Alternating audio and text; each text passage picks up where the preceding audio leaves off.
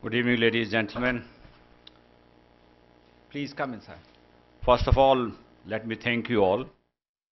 If I were President of India, I will give some bravery award to you, braving all the chill and resisting temptation of going to Taj Palace for India-Pakistan dialogue. I have already paid my tribute to Panditji. You have this brochure in hand. I have nothing better to say. This is on the IFS blog also. So in this little time, I will share little moments which I spent in Pandit's company. I am sure many of you have known him for a much longer period. Panditji came to our residence for the first time in May 1976 when I was just 1 year old second secretary in Santiago in Chile. Luck will have it, I was also charge affair of India, in charge of Soviet embassy, in charge of Czech embassy. And that day happened to inauguration of OAS conference inaugurated by Dr. Henry Kissinger. So I had Panditji at my residence, Allah Rakha Saab and Nikhil Banerjee, but I had to leave him in care of my wife and I had to go for the conference. In the evening we had a concert by Panditji of all the place in a church with Jesus Christ on the cross on the backdrop because the Junta government won't allow any other place. They were so scared of the opponents' decisions. While all the audience sat on the benches in the church, there was a lady sitting in the front, sitting on the ground, moving her head from left to right, golden hair, lean, thin, beautiful lady. 10 years later, I came to know her name was Sue Jones. She turned out to be mother of Nora Jones, the Grammy Award winner. Time passed by, I became first secretary. Pandit came to Hong Kong. He was staying holiday and I read the newspaper, Hong Kong Standard. I picked up phone him to refresh his memory and invited him for lunch. He said, yes, I can come, but I am on Kowloon side and Hong Kong side, separated by 3 kilometers water. I said, I will get you from there. Our second secretary drove in my Honda Civic, a small car, parked in the Ocean Center car park, crossed the ferry, walked down to Holiday Inn. Now I remember my odyssey, I made Panditji walk with me from Holiday Inn up to the Star Ferry, crossed the ferry, put him in my car, brought him to the apartment.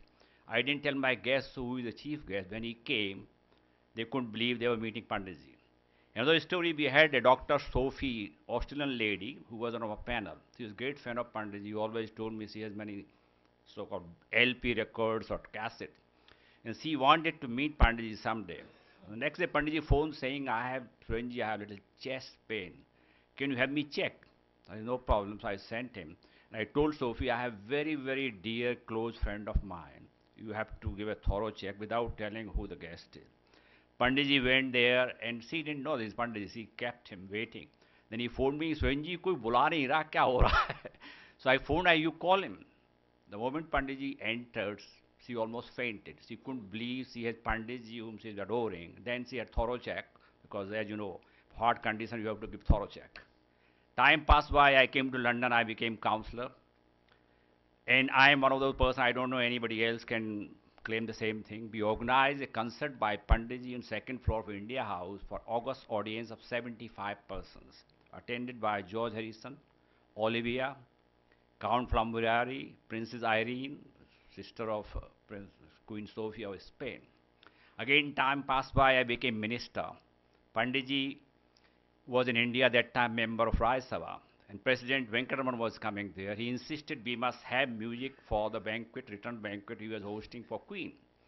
So we had his, but it must be Indian hotel. We had no hotel at St. James Palace, as you know, a small hotel which has room, hall is about 110, 120 persons. But there's no place you can organize a concert. He said, nothing doing, we must have music. I persuaded Panditji to fly from India.